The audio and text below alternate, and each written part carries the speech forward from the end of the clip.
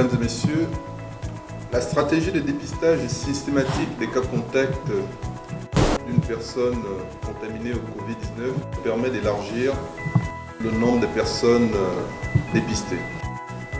Aujourd'hui, grâce à cette stratégie, nous arrivons à circonscrire le nombre de cas positifs au Covid-19.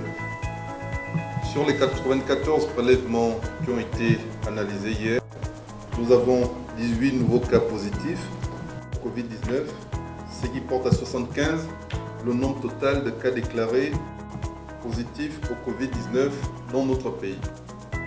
Il s'agit de 17 cas de contamination communautaire, secondaire à un contact étroit avec un sujet déjà positif au Covid-19.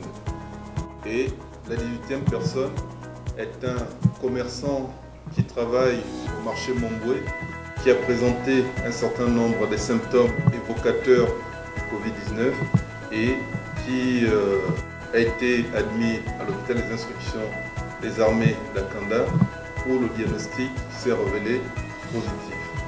Cette dernière contamination nous montre l'ampleur de l'épidémie, nous montre la gravité de l'épidémie, parce qu'aujourd'hui, cette personne qui travaille au marché Momboué travaille dans une zone de très forte concentration humaine, où les contacts sont très fréquents, où les échanges sont réguliers, et il est véritablement nécessaire de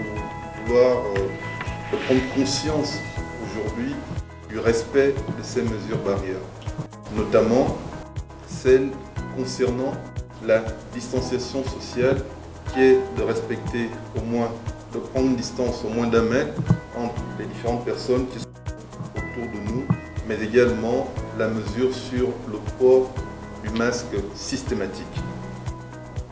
Concernant la prise en charge des patients Covid-19 dans notre pays, nous notons une évolution clinique satisfaisante des patients en dehors des 2 cas qui sont en réanimation et sous assistance respiratoire.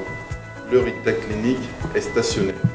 Aussi, nous voudrons vous dire que nous avons 44 patients sous traitement à base d'hydroxychloroquine. Mesdames et messieurs, la mesure sur le confinement, donc une stratégie de prévention pour bloquer la chaîne de contamination de Covid-19 dans nos communautés et dans nos pays. Cette mesure a fait preuve de son efficacité dans plusieurs pays et nous pensons que, en étant aujourd'hui appliquée, ça limitera les contacts, ça limitera les déplacements, ça limitera les affluences pour que nous puissions canaliser la progression de cette pandémie. Parce que comme vous le constatez, plus les jours passent, plus ça monte en puissance.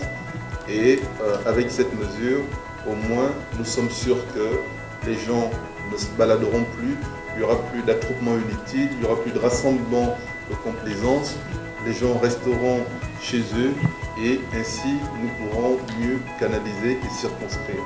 Ça voudrait dire également que durant la période de confinement, si les personnes présentent des symptômes tels que la toux, la fièvre, le mal de gorge, des problèmes respiratoires, appelez le 1410 et les équipes médicales viendront vous assister dans vos différents logements. Et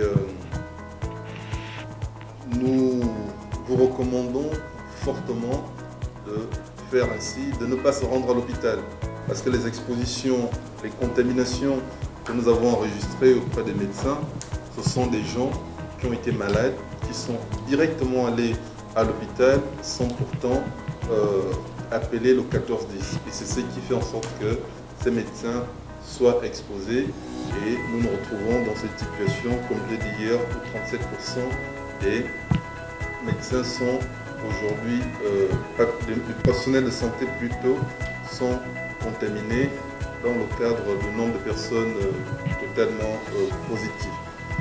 Les dispositions ont été prises afin de renforcer les équipements de protection dans toutes les structures sanitaires pour que les médecins puissent pouvoir se protéger et disposer également de tout ce qui peut leur permettre d'éviter d'être contaminés. Je vous remercie.